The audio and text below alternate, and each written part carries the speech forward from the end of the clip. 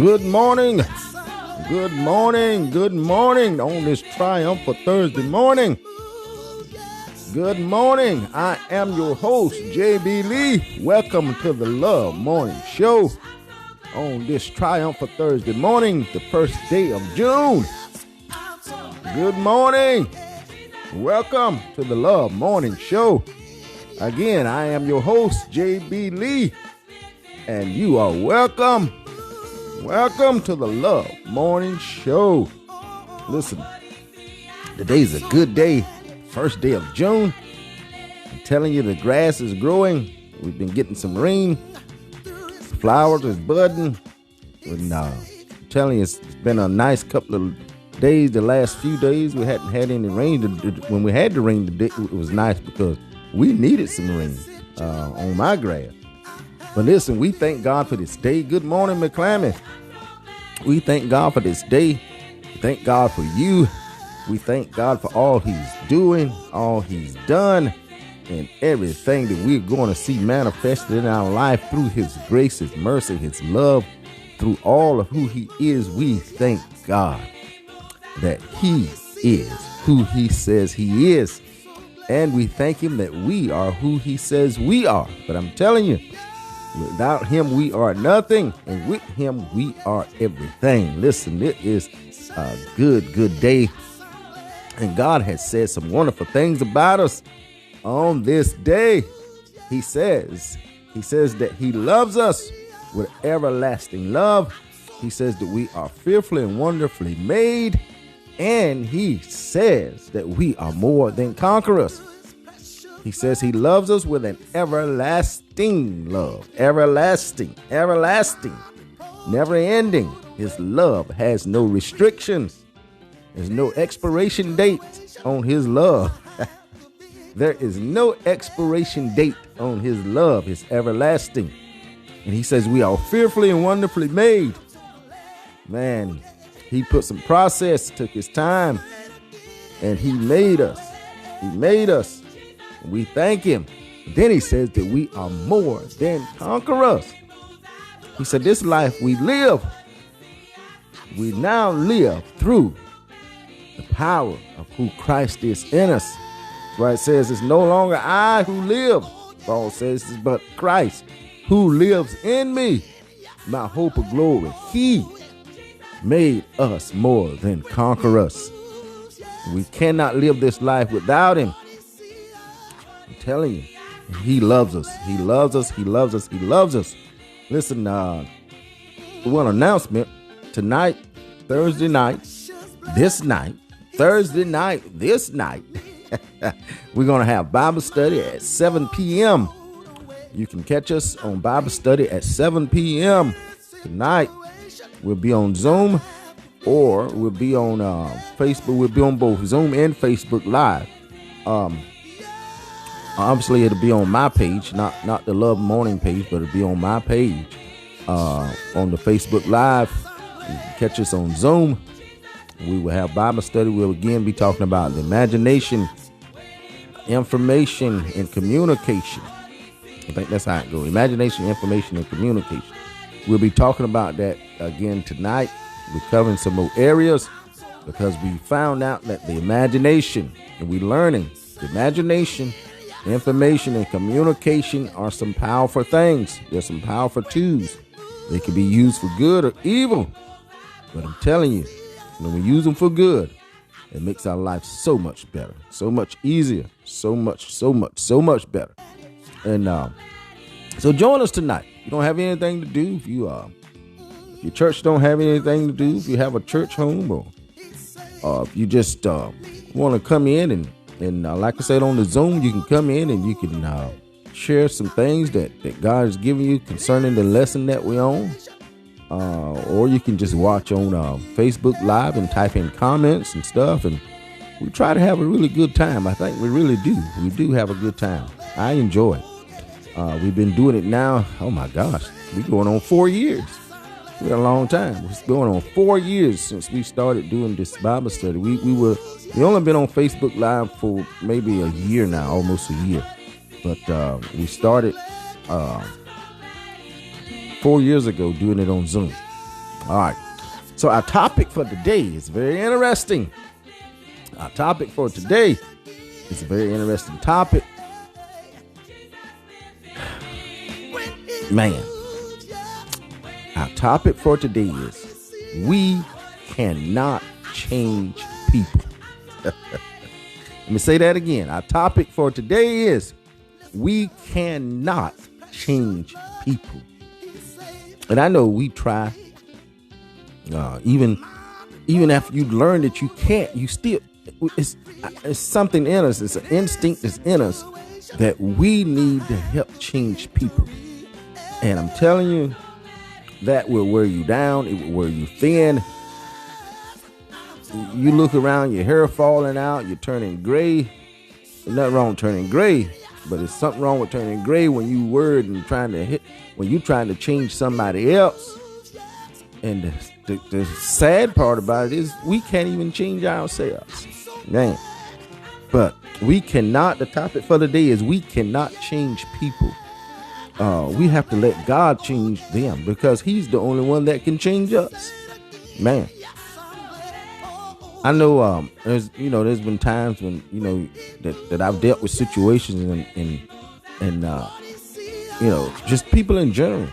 People on your job, people you work with or work around, or people you go to church with, just people in general. It's people that everybody's different. Everybody think different.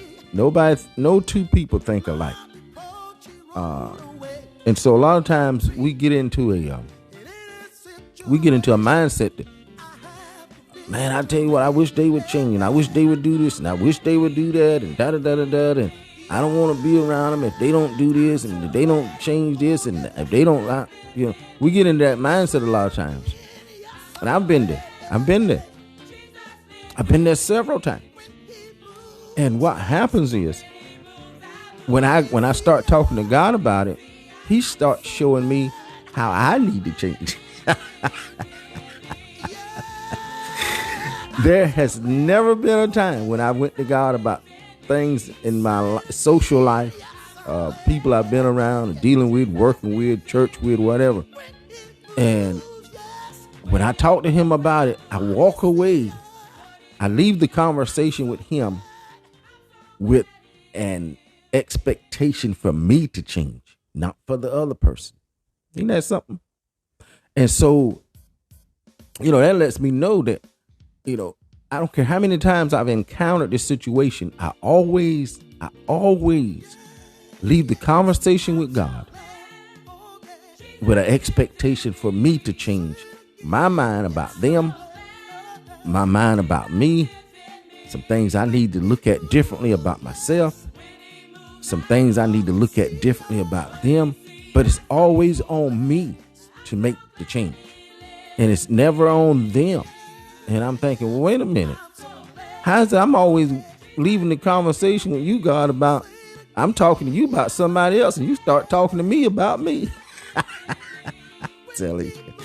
Man, I'm telling you, and it works every time. When I take His advice, I mean, obviously it's going to work. He God. He know everything.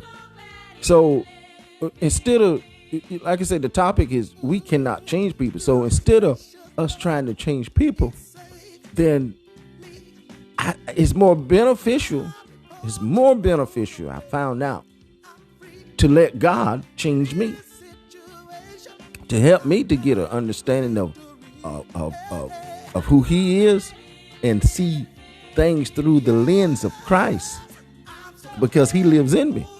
So when I start looking at the situation through His eyes, then I see the person different. I think about them different.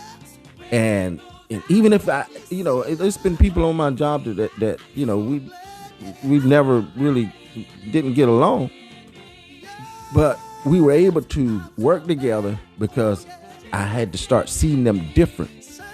And when I saw them different, it made the situation better, because I lost the expectation for me to be able to change them. And I gained the expectation for God to do the work in me to change me. That's why it says in Philippians, my favorite scripture in the Bible. All of them my favorite, but man, this one stands out to me all the time. Philippians 2:13 says, for he's working in you. God is working in us, giving us the desire and the power to do what pleases him. It says he's working in us, giving us the desire and the power. The word power means ability. He's given us the desire and the ability to do what pleases him. Man. And when I every time I think about trying to change, I say, wait a minute, he working in me.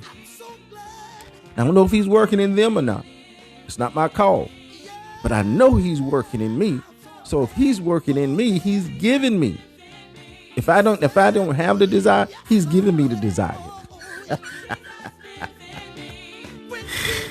If I don't have the ability, he's giving me the ability. So all I have to do is keep my focus on him, because he's given me the desire and the ability to do what pleases him. So when you really think about that, everything that we do in life, when we're born again, we say that we love him, and we know he loves us, and he lives in us, and we in him. Every situation in our life, we look at it through the lens of who Christ is in us. And if the situation ain't right, we automatically should know that, hey, he's working in me. There's something I've got to learn out of this. There's something I need to see different, and let him do the work, because then he's giving you the desire and the ability to do what pleases him. Man, it don't get no better than that. And so that's why you always walk away a lot of times. I know I do every time. You walk away with a decision that has been made by God for you to do something different. Not the person, but for you to do something different. Not the group of people, but for you to do something different. So it's always him working in us. Always him working in us. Because we cannot change people. People are going to be people. They've been people all their lives. And they're not going to change for us. And quite frankly, you can't blame them. Because everybody's not alike. So I think if we just, and I know this get touchy with a lot of situations. It really do, because, you have family members you are concerned about. You have husbands or wives, children that you're concerned about, and things are not looking good. But here's the positive side of it. When you talk to God about it and you take his advice is going to never fail. You can't change them.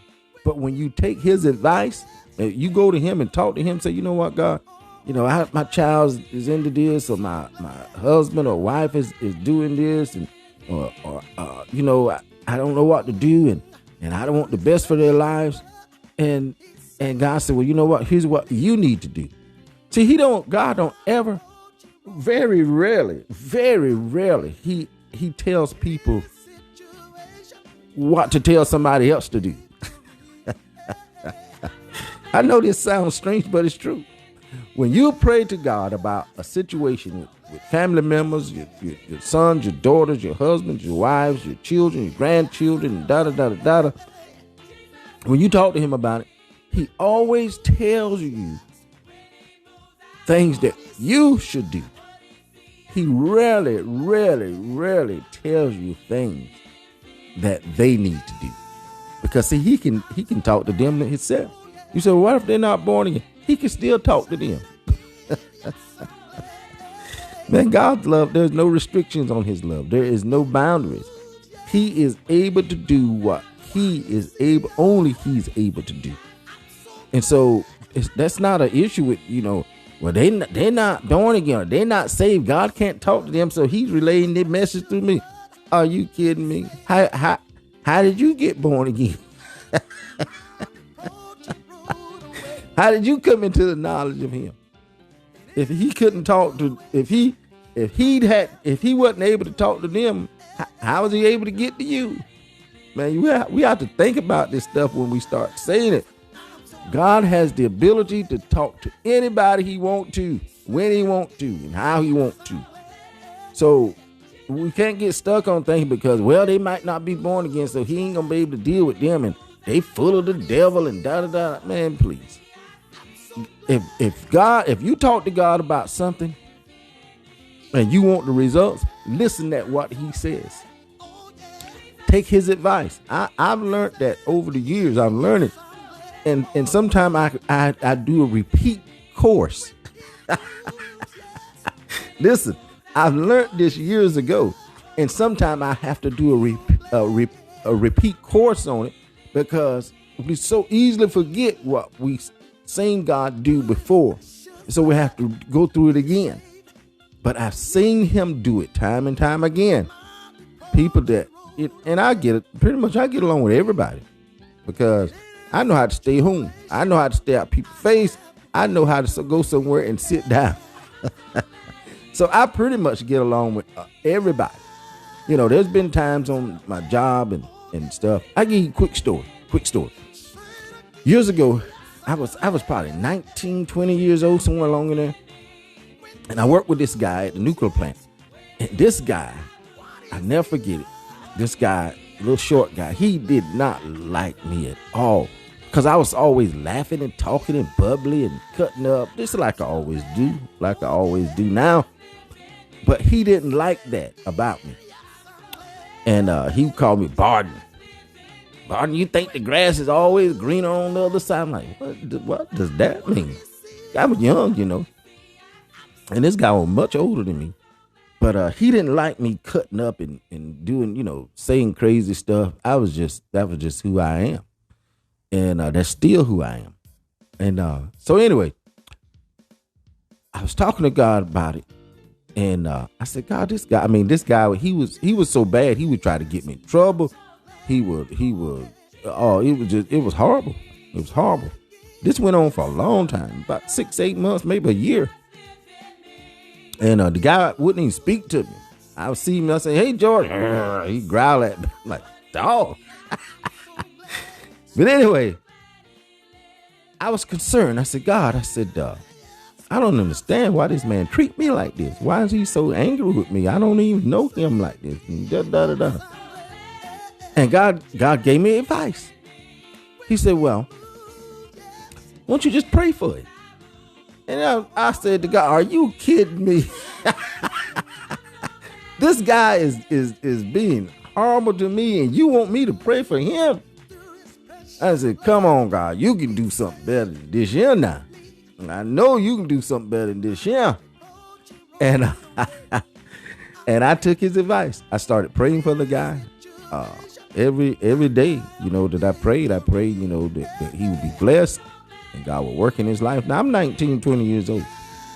And when I started praying for that guy, I got such a release. Really, I'm telling you, I got such a release from how he treated me till it didn't even bother me anymore. And one day, maybe 3-4 weeks after I started praying for him, maybe a little longer than that, but I was going through this area and he was standing there, and I was walking up on him, and he stops me, and he said he wanted to talk with me, and I said, okay. I said, how are you doing? This man apologized to me with tears running down his face. He wore glasses, and he had to pick his glasses up, take his handkerchief out, and keep wiping the tears from his eyes. Because by me doing what God instructed me to do, it did something in him. See, I didn't change him. I had nothing to do with him changing. It was God who done it. But God had to deal with me first. Man, I'm telling you, I'll never forget that. And he had to deal with me first. And so that's why it says, he said, humble yourself under the mighty hand of God. It's in James 5:7, I believe.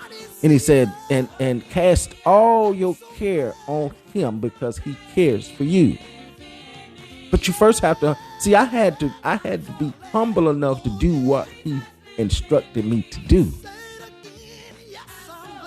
And when I was humble enough to do what he instructed me to do, all the cares and worries and this and that I had was taken care of because I I was humble enough to take his advice and do what he instructed me to do, and it worked. So listen, you cannot change people. We cannot change people, but God can change us because he's living in us. So if we let him change us, then just whatever's going on, it will work out because we'll have a different outlook. We'll look at it different. We'll see it different because of who he is in us. All right, listen, let's go to our lunch menu for today. We got a good one today. Our lunch menu for today is mustard greens and pork chops. Mustard greens. Now, if you're going to cook the mustard greens, make sure you wash them good. Please wash them good. Wash them good. And cause see, if you don't wash them good, nobody don't want no. I don't want no mustard green, no collards. I don't want nothing out of a pot where I start biting down on some sand. Clean the mustard greens good. Wash them 2 or 3 times. Wash them. Get them clean. Pick out all the bad ones, and cook you a pot of them. Oh my goodness! Put you some seasoning in or whatever seasoning you like. The mustard greens. I don't eat pork chops, but a lot of people like pork chops. But the pork chops do go with the greens. So listen, our lunch menu is mustard greens, clean mustard greens, and pork chops. Matter of fact, you take the mustard greens if you know how to do it, and put you some dumplings in them. I don't know how to do that, but my wife does. She can cook them dumplings. Lord have mercy. Woo! Make you want to slap somebody and kick your cat. The mustard green with dumplings in them. Lord have mercy. You talking about something good. Woo! And I like that. When I eat my mustard greens, I put me a little bit of vinegar. And my wife said, it ain't vinegar, it's vinegar. I put me a little bit of vinegar, or whatever. I put it on them. Sometimes I put a little crushed red pepper on them. Lord. Whoo. Make you back up. Drive forward again. Listen. Mustard greens and pork chops is the lunch menu for today. Let's go down to our declaration. Our declaration for today is, and every day is, today is a blessed day. A day full of love because God, you are love. A day full of grace. A day full of mercy. A day full of peace. A day full of joy. A day full of help. A day full of prosperity. A day full of all of who you are, God, because you are our everything. Let's do it again. Today is a blessed day. A day full of love because God, you are love. A day full of grace. A day full of mercy. A day full of peace, a day full of joy, a day full of help, a day full of prosperity, a day full of all of who you are, God, because you are our everything. Let's do it one more again. Today is a blessed day, a day full of love because God, you are love, a day full of grace, a day full of mercy, a day full of peace, a day full of joy, a day full of help, a day full of prosperity, a day full of all of who you are, God, because you are our everything. Listen, go have a wonderful, wonderful Triumph Thursday on this Thursday morning. God is good. He loves us. He is not mad with us. He's not playing Santa Claus with our life. He's not angry with you. He wants the best for you. Go love on some people, help some people, pray for some people. But do not let people mess up your day.